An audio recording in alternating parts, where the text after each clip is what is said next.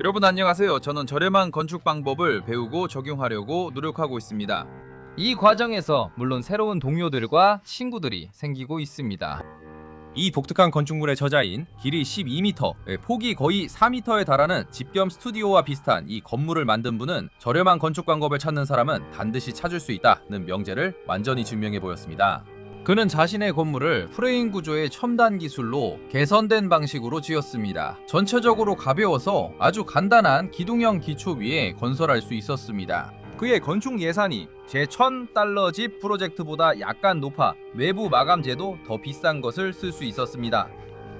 정사가 매우 완만한 지붕에 이음새를 밀봉한 슬레이트를 사용한 것도 추가적인 비용 절감에 도움이 되었습니다. 여러분께 그를 소개하기 전에 그는 이 방법이 무엇인지 빠르게 설명하고 보여줄 것입니다. 계속해서 보시죠. 저는 이 부분에서 기본 아이디어를 설명하겠습니다. 즉, 기둥 사이의 거리를 600mm로 맞추고, 이 경우에는 그러니까 페놈렉스가 기둥 사이에 아주 꽉 들어맞게 됩니다.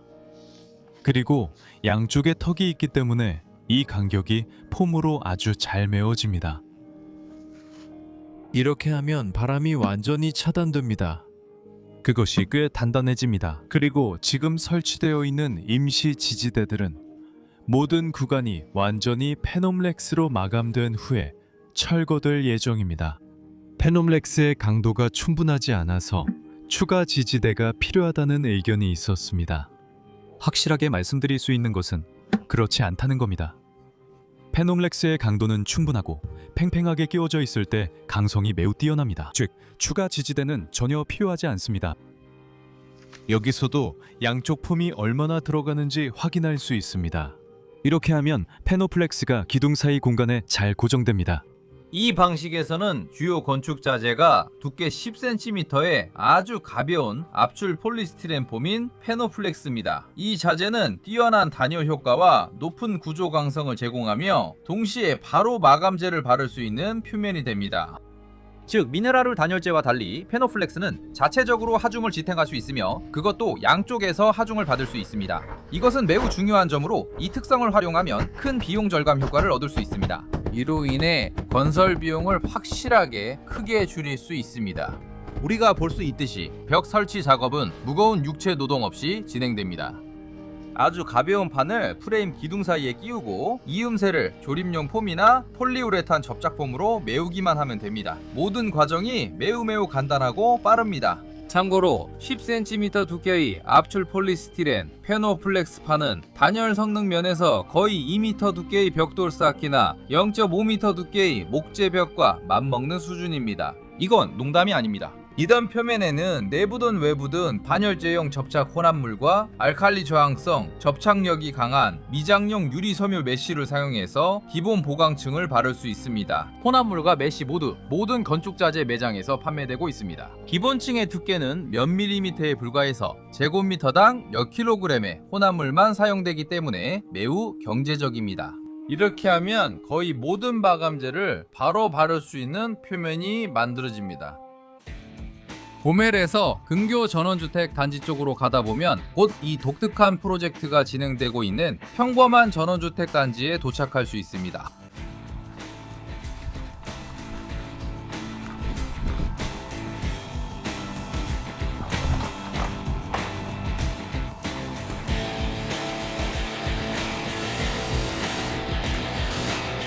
안녕. 여러분 모두 안녕하세요. 제 이름은 콘스탄틴이고 저는 러브 DIY 채널의 운영자입니다. 오늘은 제 집에 야샤 쿠샤크가 찾아왔습니다. 예전부터 서로 만나고 싶어 했는데 드디어 오늘 그가 저를 찾아왔습니다. 야샤의 채널은 아마 5년 넘게 보고 있습니다. 그가 흥미로운 보트 프로젝트를 만들 때부터 지켜봤습니다. 저도 낚시를 좋아해서 정말 마음에 들고 흥미로웠습니다. 그리고 우리가 같은 도시 출신이고 서로 3km밖에 떨어져 살지 않는다는 걸 알게 됐을 때 정말 놀랐습니다. 왜냐하면 콘스탄틴은 자신의 건축물에 대해 야샤 코샤카 채널 시청자들도 러프트 DIY 채널 시청자들과 똑같은 질문을 할 것이라고 거의 확신했기 때문에 미리 그 질문들에 답하기로 했습니다. 가스실을 만들었다라는 식의 질문과 댓글이 많이 있었습니다. 이 모든 것이 매우 해롭고 해로운 배출물 등이 있다는 의견이 많았습니다. 하지만 사람들이 무슨 뜻으로 말하는지 조금은 이해할 필요가 있습니다. 물론 매우 독성이 강한 화학 원소나 아니면 스티렌이라는 화합물이 있습니다. 또한 사람들이 헷갈려하는 부분이 있는데 압출 폴리스티렌은 압출 폴리스티렌이고 즉 폴리스티렌이지 스티렌이 아닙니다. 이 둘은 완전히 다른 것입니다. 폴리스티렌이 스티렌으로 변하려면 220도 이상의 온도로 가열해야 합니다. 다시 말하지만 폴리스티렌, 즉 페노블렉스와 같은 재질로 일회용 식기를 만드는데 이 식기는 음식과 접촉하고 전자레인지에 데울 수도 있습니다. 여기에는 아무런 문제가 없습니다. 여러분 모두 알고 계실 거라고 생각합니다. 예를 들어 달걀판이 있습니다. 이것도 우리 단열재인 페노블렉스와 완전히 같은 재질입니다. 여기 있습니다. 그러니까 다시 말해서 커피컵이나 어떤 런치 용기, 즉석 라면 용기 같은 것들, 이 모든 것이 폴리스티렌으로 만들어졌고 이건 완전히 안전합니다. 다시 말하지만 우리가 단열재를 설치한 후에 외부와 내부 모두 마감 처리를 한다면 공기와 전혀 접촉이 없는데 어떤 방출이 있을 수 있겠습니까? 방출 관련해서는 전문가에게 문의하되 소파 전문가는 피하세요. 예를 들어 다음과 같은 전문기관들이 있습니다. 위생 및 역학중앙센터가 있고 이 센터의 결론이 있습니다. 페노블렉스에 관해서는 야샤가 여러분께 스크린샷을 보여줄 것 같습니다. 방출에 관한 위반 사항은 없습니다. 즉, 이것은 건강에 안전한 자재입니다. 또한 페노블렉스가 증기를 통과시키지 않는다는 점에 대해 많은 질문이 있었습니다. 여러분이 조금이라도 겨울철에 어떤 공간이나 집에서 일어나는 과정에 대해 알고 있다면 잘 아실 겁니다. 즉, 습한 공기는 밖으로 나가려고 하고 어떤 틈이든 통해서 추가적인 압력을 만들어 밖으로 나가려고 합니다. 그리고 당연히 만약에 우리 집에 사용하는 페노블렉스가 습기를 통과시키지 않는다면 많은 분들이 이런 댓글을 남겼습니다. 습기가 기둥을 통해서 지나가고 그 기둥들이 젖어서 썩게 되고 결국에는 사용할 수 없게 될 거라고요. 이번에만 답변드리고 더는 이 주제로 이야기하지 않겠습니다. 보시다시피 제 기둥들은 방수제로 발라져 있습니다. 즉, 폼과 함께 방수제로 덮여 있어서 자연스럽게 공기와의 접촉이 제한됩니다. 또한 이런 질문도 있었습니다. 저도 이렇게 했는데 틈이 생기고 바람이 들어오고 이런 문제가 발생했습니다. 이 점을 이해해야 합니다. 목재 구조물은 GOST 기준에 따라 수분 함량이 22% 미만인 목재로만 시공할 수 있습니다. 이것은 매우 중요합니다. 사람들은 바로 절단한 목재로 건축을 시작하는데 그 목재의 수분 함량이 60, 80%일 수도 있습니다. 당연히 목재는 건조되면서 수축하고 그 결과 틈이 생깁니다.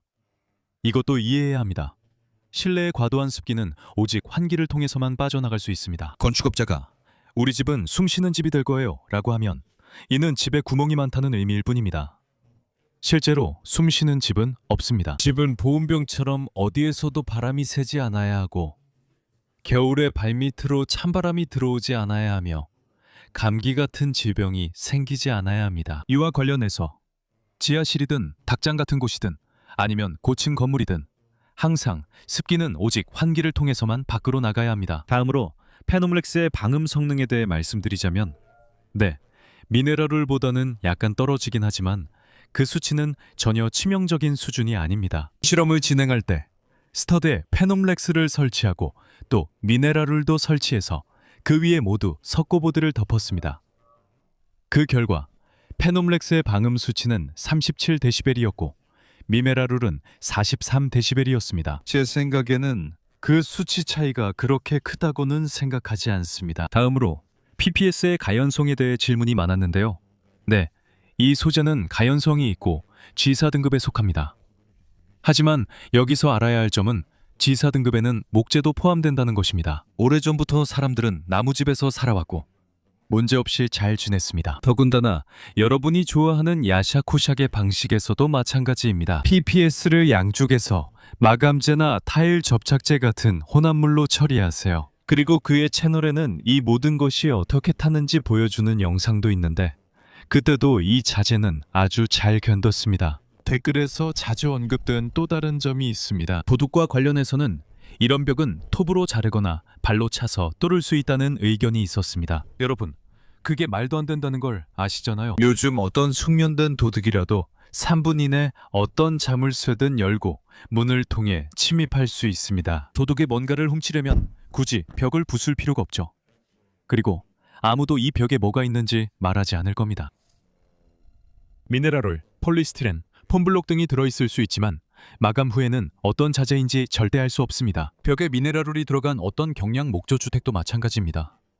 그러니까 이건 말도 안 되는 얘기죠. 도둑이 들어오려고 한다면 보통은 문으로 들어오고 정말 어쩔 수 없을 때는 창문으로 들어오겠죠. 그렇게 해서 자기 안전을 확보하려고 할 겁니다. 그러니까 해야 한다는 거죠. 카메라 설치, 보험 가입, 경보 시스템을 갖추면 비로소 안심하고 잘 수 있습니다. 질문 중 하나는 이런 벽에 무거운 것들, 예를 들어 캐비닛이나 TV 같은 것들을 어떻게 걸 수 있느냐는 것이었습니다. 답변 드리자면 꽤 간단합니다. 처음부터 설계도가 있고 예를 들어 주방 캐비닛이나 TV가 어디에 놓일지 알고 있다면 말이죠. 마찬가지입니다. 네, 그러니까 보강목을 설치할 수 있습니다.